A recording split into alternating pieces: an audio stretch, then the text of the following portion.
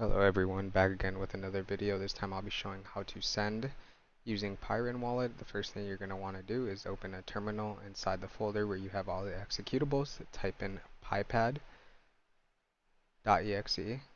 and you're going to want to run the utxoindex command that I'll place in the description so that you can get your nodes synced. It's going to take a while here, so I'm going to skip over it. Once that's finally done, you're going to want to open a new terminal. And what you're going to want to do is run the Pyrin Wallet start-daemon command.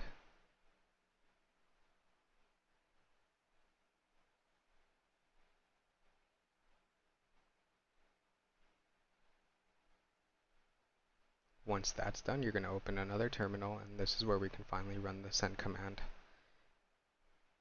Kind of messed up here a little bit, so I'm just going to give a brief explanation. Here's how you check your balances. This is the address I'll be sending from. And if you actually need any additional help, you can run Pyrin Wallet send and -- help to see what parameters are. So over here you'll see that A is the from address, T is the to address, and then V is the send amount, which is what I'm putting in here.